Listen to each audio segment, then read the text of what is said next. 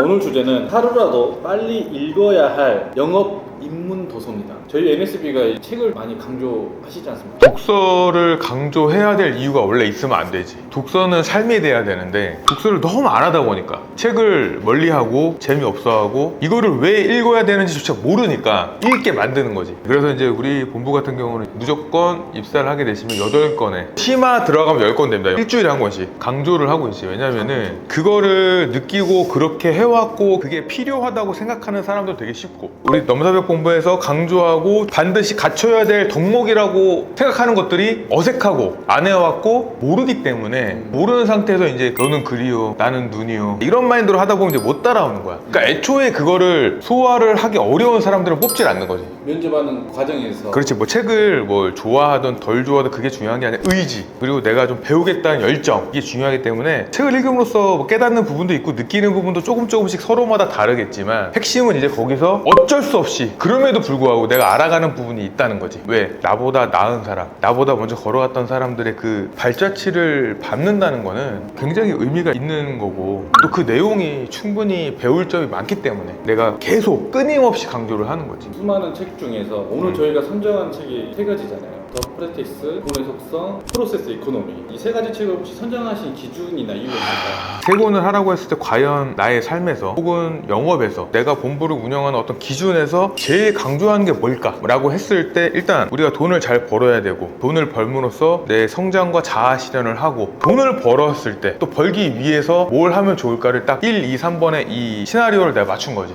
더 프랙티스. 더 프랙티스라고 하면 이제 연습, 태도, 실행 뭐 이 정도로 생각을 하시는데, 그게 아니라 세스 고딘의 작가의 의도, 또 이 사람이 직접 회사를 경영하고 본인이 이 부분에 대한 굉장히 남다른 고찰을 통해서 만들어낸 결과물들이란 말이야. 그러니까 문장이 되게 짧고 책도 금방 읽어. 근데 중요한 게 뭐냐면, 보통 우리가 뭔가를 한다고 했을 때, 뭔가를 도전한다고 했을 때 과연 어떻게 하는가를 생각해 보라는 거지. 최소한 이 책을 읽는다면, 영업하는 사람이라면 내가 즉각적으로 실행을 하고, 그냥 실행이 아니라 더 프랙티스의 핵심은 의도가 있는 실행, 의식이 있는 실행, 그리고 더 나아가서 내가 이렇게 해보니까 이런 부분이 잘못됐더라, 개선을 해야겠더라, 아 이거는 내가 못하니까 어떤 시스템이 있는데 가서 해야겠다 라고 뼈 때리는 단어들, 타격감을 주는 어떤 멘트들이 굉장히 많이 있는 거지. 내가 말하잖아, 그냥 꾸준하면 안 된다니까. 우리 그런 말을 하잖아. 나에게 도끼 한 자루를 준다면 지금 바로 하는 게 아니라 3분의 2의 시간은 그 도끼에 나를 갈고 그 나머지 시간은 나무를 베겠다고 하자. 그런 건 의식이 있는 실행인 거지. 근데 의식이 없는 실행은 그냥 가서 무딘 도끼로 나무를 베고 있는 거야. 내가 왜 실행을 해야 되는지, 내가 왜 연습을 해야 되는지, 굳이 7시, 8시, 6시까지 출근을 해야 되는지, 내가 왜 퇴근을 9시, 10시, 11시까지 일을 해야만 하는지를 알 수 있는 진정한 태도는 이 프랙티스라는 책에 담겨 있다는 거지.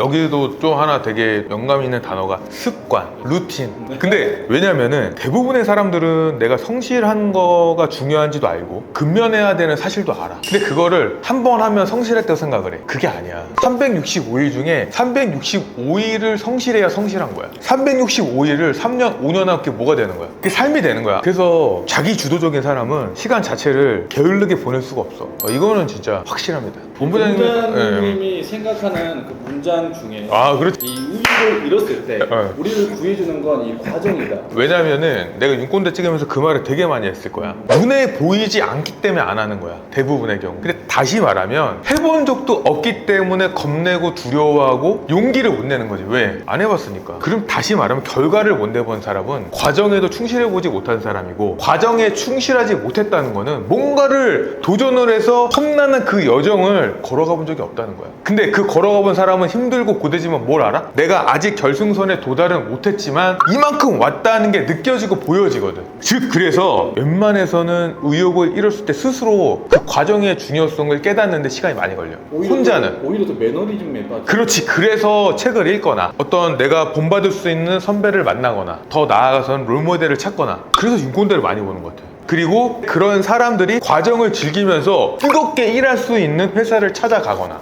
그러면 없던 의욕도 생길 수밖에 없는 거죠. 그리고 일단 확신이 생겨서 본인이 경험이 없더라도 그 과정에 몰입하고 집중하고 하다 보면 성과가 당장 안 보이고 결과가 없더라도 의욕이 증진되는 에너지를 느낄 수가 있을 거야. 그 과정의 시간 속에서. 책의 저자 이 세스 고디는 글쓰기는 창의적인 사람이 되는 맞는 해결책이다. 내면의 목소리에 귀를 기울이게 된다. 그러면서 이제 블로그에 매일 글을 올려보아라.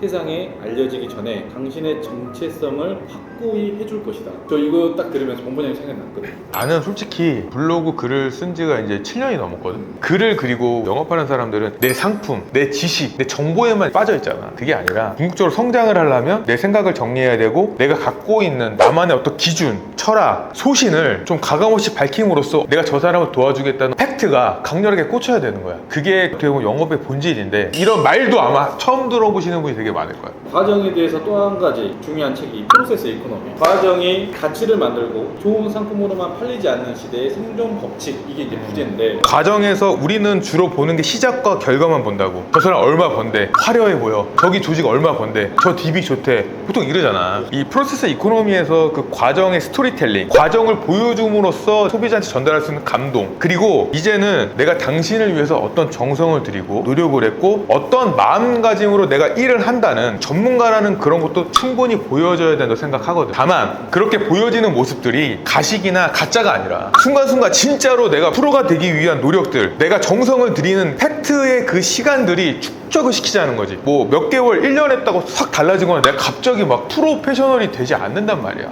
내가 오늘 할 수 있는 만큼의 최선을 다한 시간들이 쌓아 올려졌을 때 어느 순간 보면 내 연차에 비해서, 내 경력에 비해서 연륜이 쌓이고 또 다시 과정의 중요성, 이 프로세스의 중요성, 그리고 스토리텔링, 더 나아가서 어떻게 돼? 고객 감동까지 여기에 다 담겨 있는 거지. 과연 영업을 하는 사람들이 이 과정의 중요성을 얼마나 알까? 아직도 대부분 결과가 최고라고 말하는 사람도 있고, 대부분의 영업하시는 분들한테는 이 스텝 바이 스텝이 너무나 중요한 게 아닐까. 프로세스에서 왜가 빠지면 쉽게 따라 잡힌다고 합니다. 이를 왜 하는 이유와 철학, 시간을 안김없이 드러내야 쉽게 따라잡히지 않는다고 하는데 여기서 또 중요한 게 책은 되게 쉽게 말해. 철학, 뭐 가치관. 근데 내가 더 강조하고 싶은 건 신입을 육성하고 교육을 하다 보니까 철학도 없고 가치관도 없고 마인드도 없어. 마인드를 제대로 갖추고 철학을 만들려면 내가 많은 경험과 시간적인 할애를 통해서 트레이닝이 돼야 되는데 그 트레이닝을 농사벽본부에서 해주겠다는 거야. 남아있는 시간 동안 할 게 없는 거야.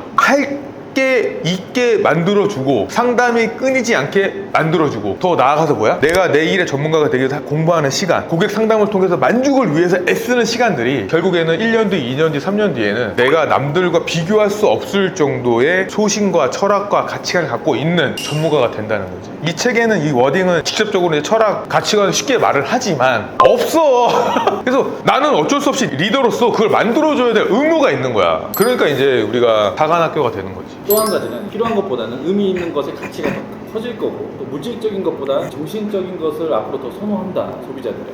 그게 눈꼰대 단어가 있는 거야. 우리는 돈을 벌기 위해 영업을 하는 거야. 근데 내가 영업을 잘하는 사람보다 인성이 좋은 사람을 선호하고, 일은 잘하지만 싸가지 없는 사람보다 일은 조금 부족해도 인성이 좋고 배려하는 사람을 좋아하는, 이거 여기에 담긴 거지. 물질적인 거는 내가 좀 실력이 부족해도 계속 노력하다 보면 돈을 벌게 돼 있어. 근데 이 싸가지랑 남을 배려하지 못하는 마인드는 다시 처음부터 뜯어고치기가 어렵다는 거지. 그리고 더 나아가서 이 돈에만 꽂혀있고 돈만 중요하다고 하는 조직이나 리더는 돈 벌면 뭐 할 거야? 그 다음 스텝이 없어. 자아실현과 우리를 바라보고 가족을 바라보는 거야. 어떤 자아실현에 대한 모멘텀 자체가 훨씬 폭넓게 더불어서 그렇게 할 수 있는 조직 문화, 가치, 그걸 가르쳐주는 리더가 있는 곳은 바로 이 프로세스 이코노미가 말한 그 메시지와 일맥상통하는 거지. 자, 그럼 마지막 세 번째, 이제 좀 돈 얘기를 좀 해볼 거예요. 속성 경제 경영 이 베스트셀러인데 이 얘기를 합니다. 돈은 인격체가 가진 품성을 그대로 갖고 있기에 함부로 대하는 사람에게 돈이 다가가지 않는다. 내가 되게 이 책을 좋아하는 이유는 첫 번째는 뭔가 일을 하면 돈을 벌려고 일을 하는 건 맞잖아. 되게 중요한 부분이고 많은 이유를 차지하는데, 영업에서 일을 한다면 돈과 밀접하잖아. 그렇다라고 한다면 적어도 돈에 대한 기본적인 소양, 개념, 혹은 돈을 불리는 거에 대한 소신과 철학이 있어야 되는데, 내가 돈에 대한 책을 상당히 많이 읽었는데 그 몇 가지 책 중에 좀 생각이 남는 게 이 책이더라고. 이 책은 단지 돈을 많이 벌어라, 돈을 무조건 끌어 모아라 이런 것보다는 정말 돈을 잘 벌고 잘 모으고 잘 사용하려면 기본적으로 갖춰야 될 덕목과 소신과 철학이 뭔지, 이분은 본인이 그렇게 살아왔기 때문에 말을 할 수 있는 거야. 그런 측면에서 상당히 많이 배울 점이 있는 책이다. 일정하게 들어오는 돈의 힘을 강조하거든요. 그러니까 빨리 버는 돈은 빨리 사라진다. 꾸준한 어떤 소득. 그치. 이거에 대한 강조성. 그러니까 왜냐면 한방이 되게 좋아 보이고 내가 할 수 있는 능력에서 최대치를 보는 게 맞아. 근데 그거의 가장 큰 핵심은 내가 얼마나 시간을 할애하고 집중하고 노력하고 땀방울을 흘렸느냐가 관건인데 한방을 바라는 경우는 땀방울이 없어. 얼마 올랐다고 그게 지금 눈에 보이는 그 돈이 나의 결과값이 아니라는 거야. 이 저자도 그 얘기를 하고 있는 거고, 그리고 착각들을 하는 게 돈을 잘 벌면 잘 쓰고 재테크를 잘할 줄 아는데 적어도 돈에 관련된 책을 좀 선정을 해서 내가 정말 심도 있게 읽어보고 몇 권? 10권을 읽어봐야 됩니다. 10권 읽어보고 내 걸로 좀 만들어서 준비를 한 다음 해도 늦지 않다. 내가 말했지, 도끼는 나를 갈아야지 바로 후드러 치면 안 잘려 나무가. 가난한 부자라는 말이 있는 것처럼 여기서는 글을 모르는 문맹은 생활을 불편하게 하지만 그 문맹은 생존을 불가능하게 만든다. 뭐를 잘하고 뛰어나고 정말 거기에 성실한 사람들은 사실 다 성공을 하지. 근데 여기서 말한 금융 문맹은 내가 볼 때 이거야. 성실하게 했는데 갑자기 이제 본인의 소신에 반하는 한방을 노린다거나 요행을 바란다거나